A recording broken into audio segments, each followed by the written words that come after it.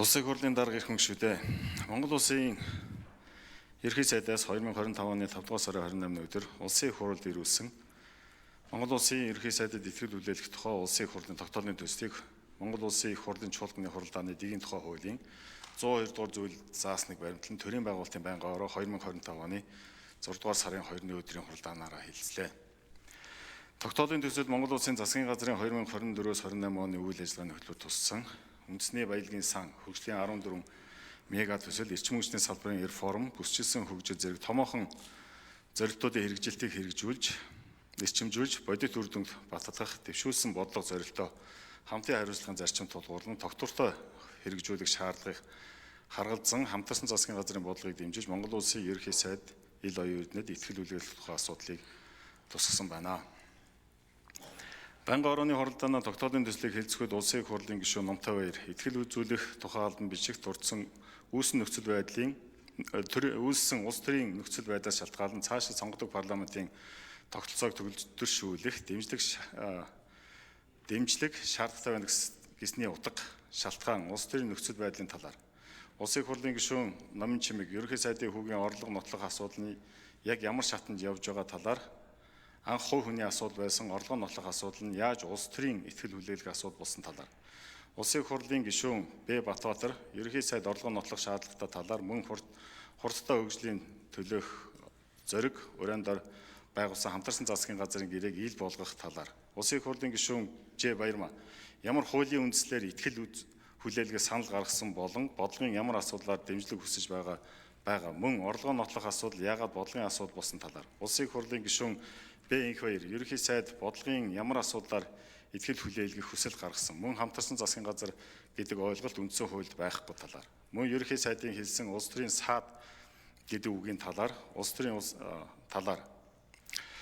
их хурлын гишүүн Э Болон санд хураалтыг нууцаар биш ил тод явуулах ёстой ард түмний өмнө тангараг өргөсөн ёсороо ил тод байр сууриа илэрхийлэх талаар улсын их хурлын гишүүн Б Пүрвд орж ажилласан намаас томилогдсон сайд нар хариуцлагатайгаар үүрэг гүйцэтгэжсэн байхад тэднийг засгийн газараас гаргах шийдвэр гаргасан хэр үндэслэлтэй талаар үндсэн хуулийн 44-р зүйлийн зорилго зарчимтай нийцэж байгаа хэсэг талаар улсын их хурлын гишүүн Батнайрамдал улс төрийн хямралын цаад шалтгаан мөн үндсэн хуулийн шинжилгээний зорилгод тогтвортой парламентын үйл ажиллагаа руу чиглэж ажиллах талаар тус асуулт асууж хариулт авсан болно. Түүнчлэн байнгын орооны хуралдаанаар тогтоолын төслийг хэлэлцэх үед улсын их хурлын гишүүн Б Баярбаатар ерөнхий сайдад итгэл үзүүлэх асуудлыг дэмжиж байгаагаа илэрхийлж анх удаа итгэл үзүүлэх тогтоол гарч байгаа нь улс төрийн соёлын нэг илрэл гэж үзэж байгаа талаар улсын их хурлын гишүүн энэ Номтой Баяр улс төрчдийн хувь гишүүнээс илүү төрийн бодлогын залгамж халаа тогтвортой байдал чухал талаар мөн улсын их хурлын гишүүн ямар нэгэн айдас барьцаанд биш итгэл үнэмшлэрээ шийдвэр гаргах нь парламентын ачааллыг хамгаалж шударга ил тод процесс явуулах нь иргэдийн итгэлийг хадгалах талаар улсын их хурлын гишүүн Ц Сандаг очоод засгийн газрын сайд нар улсын их хурлын гишүүний ажлаа муу хийсэн бөгөөд улсын их хурлын гишүүд сайд нар хуралдаанд оролцох идэвхтэй оролцох ёстой. Төрийн ажилд хариуцлагатай хандах мөн арсан нам засгийн газраас гарах нь төрийн хяналтыг сайжруулах парламентын тогтолцоог эрүүжүүлэх алхам болох талаар улсын их хурлын гишүүн Б Батбаатар сөрөг хүчин байх нь парламентын тэнцвэрт тогтолцооны суур боловч өнөөгийн байдлаар хамтарсан засгийн газар цөөнхийн үүрэг бүдгэрсэн байдал нь асуудал дагуулж байгаа. Мөн өнөөгийн улс төрийн хямрал бодлогоос улс төрийн тохироо хэлцээрээс шийдвэрээс шалтгаалж байгаа талаар улсын их хурлын гишүүн Ж Баярмаа ерөнхий сайдыг огцруулах асуудал нь үндсэн хуулийн 44-р зүйлийн нэг заасан тодорхой бодлогын асуудлаар гэсэн яг ямар тодорхой бодлогын асуудал гэдэг нь тодорхойг байгаа. Мөн сөрөг хүчин байх нь парламентын тэнцвэрт тогтолцооны суур боловч өнөөгийн байдлаар хамтарсан засгийн газар цөөнхийн үүрэг бүдгэрсэн асуудал дагуулж байгаа талаар улсын их хурлын гишүүн Б Пүрвд орж 2016 оноос хойш төр барих хугацаанд үр дүнтэй бүтээн байгуулалт хийсэнгүй. Ардсан нам засгийн газараас сөрөг хүчин болох нь зүйтэй талаар улсын их хурлын гишүүн О Батнайрамдал тогтворгүй засгийн газар том төслөөд урагшилдгүй байдал нь өмнөх алдаануудыг давтах эрсдэлтэй. Мөн байгалийн баялагын шударга хуваарлалт том төслүүдийн хэрэгжилт үндэсний баялагын сан зэрэг асуудлаар бодит шийдвэр гаргах шаардлагатай талаар Улсын хурлын гишүүн П. Сайн Зориг улс төрчлөлтөөс болж том төслөө зогсож Монгол улсын нийтлэг эрх ашиг хохирж байгаа бөгөөд шийдвэрийг ил тод парламентын зарчимд нийцүүлэн гаргах талаар улсын их хурлын гишүүн Ж.Бат Эрдэнэ төр доктортой байх нь хамгийн чухал асуудал гэдгийг онцолж намууд хоорондоо ойлголцож хамтран ажиллах мөн гишүүд зарчмаа баримт нээлттэй байх талаар шийдвэр гаргах зүйтэй гэж тус үг хэлсэн болно.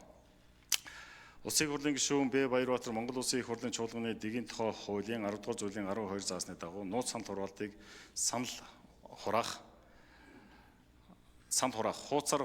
явуулах гормийн санд гаргасныг Байнгын орооны хуралдаанд оролцсон гишүүдийн олох тэмцсэн. Төрийн байгуулалтын байнгын хороо Монгол Улсын их хурлын чуулганы дэгийн тухай хуулийн 10 дугаар зүйлийн 16 дахь хэсэг заасны дагуу тоолгон комиссийг улсын их хурлын гишүүн Б. Баярбаатар, Б. Батбаатар, Ж. Баярмаа нарын бүрэлдэхүүнтэй байгуулах байнгын орооны тогтоолыг баталсан бөгөөд уг комисс нууц санал хураалтыг зохион байгуулсан. Монгол Улсын ерөнхий сайдад итгэл хүлээлгэх эсэх асуудлаар нууц санал хураалт явуулахад байнгын орооны хуралдаанд оролцсон гишүүдийн дийлэх олонх буюу 73.9% дэмжиж Монгол Улсын ерөнхий сайдад итгэл хүлээлгэх тухай улсын их хурлын тогтоолын төслийг чуулганы нэгдсэн хуралдаанаар хэлэлцүүлж батлуулах зүйтэй гэж үзлээ. Тоолгын төсөл болон тогтоолын төсөл болон байнгын орооны санал дүгнэлтийг та бүхэнд тараасан болно. Улсын их хурлын эрхэм гишүүдээ Монгол Улсын ерөнхий сайдад итгэл хүлээлгэх тухай улсын их хурлын тогтоолын төслийн талаарх төрийн байгуулалтын байнгын орооны санал дүгнэлтийг хэлэлцэн шийдвэрлэж тогтоолын төслийг баталж өгөхийг та бүхнээс хүсье анхаарал тавьсан тулд баярлалаа.